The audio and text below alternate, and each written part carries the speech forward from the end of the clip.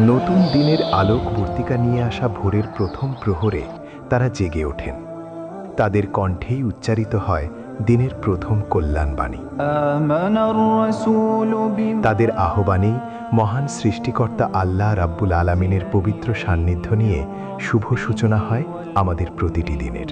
দেশের ইতিহাসে প্রথম কোন সরকার মসজিদের ইমাম, মুয়াজ্জিন এবং মন্দির, বিহার ও গির্জার সেবকদের সরাসরি রাষ্ট্রীয় ভাতার আওতায় নিয়ে এলো। এমন উদ্যোগে প্রধানমন্ত্রীকে ধন্যবাদ জানিয়ে এর ধারাবাহিকতা বজায় রাখতে অনুরোধ জানান ইমাম, মুয়াজ্জিন ও ধর্মীয় সেবকরা। আমরা ইতিপূর্বে কোনো সরকারি সহায়তা পাইনি। আমি মাননীয় প্রধানমন্ত্রীর কাছ থেকে ভাতা পেয়ে অত্যন্ত আনন্দিত। সর্বস্তরের ধর্মীয় যাজকদের ব্যাপারে সক্রিয় এবং ধারাবাহিকতা বজায় রাখবেন ইনশাআল্লাহ। এ ধরনের ভাতা প্রধান সরকারের যুগান্তকারী সিদ্ধান্ত, এমন মন্তব্য করে ধর্মগুরুদের সম্মানী প্রদান প্রশংসার দাবিদার বলেও জানান তারা। রাষ্ট্রীয়ভাবে সকল ধর্মের গুরুদের সম্মানী ভাতা প্রদান এই প্রথম সরকারি ভাতা প্রদান কার্যক্রম সত্যি প্রশংসনীয়। বর্তমান সরকারের এ ধরনের ভাতা প্রদান কার্যক্রম মাননীয় প্রধানমন্ত্রী যুগান্তকারী সিদ্ধান্ত।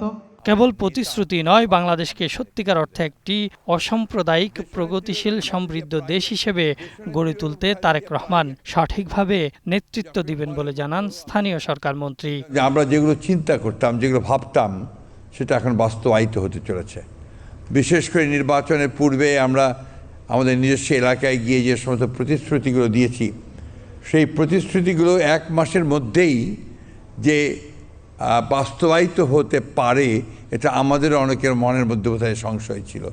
আমি আবারও তাকে আন্তরিক ধন্যবাদ জানাতে চাই এবং আমার শুধু নয়, গোটা বাংলাদেশের মানুষের আস্থা আরও বেড়ে গেল আজ থেকে। প্রধানমন্ত্রী তারেক রহমানের এই সাহসিকতাকে দূরদর্শিতা বলে উল্লেখ করেন ধর্মমন্ত্রী।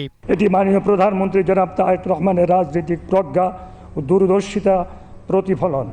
মহান আল্লাহ অশেষ রহমতে সরকারের দায়িত্ব নেওয়ার এক মাস না পেরিতেই এই নির্বাচনী প্রতিশ্রুতি বাস্তবায়ন হতে যাচ্ছে। এই কর্মসূচির অধীনে প্রথম পর্যায়ে পাইলটিং স্কিমের আওতায় মোট ৪,৯০৮টি মসজিদ, ৯৯০টি মন্দির এবং ১৪৪টি বৌদ্ধ বিহারের মোট ১৬,৯৯২ জন মাসিক সম্মানী পাচ্ছেন। আশার আলো নিয়ে এসেছেন মাননীয় প্রধানমন্ত্রী জনাব তারেক রহমান। Ahsan Habib, Green News, Dhaka. ও সকল ধর্মের প্রতি গভীর শ্রদ্ধা থেকে তিনি ধর্মীয় সেবকদের জন্য হৃদয়ে জায়গা করে নিয়েছেন।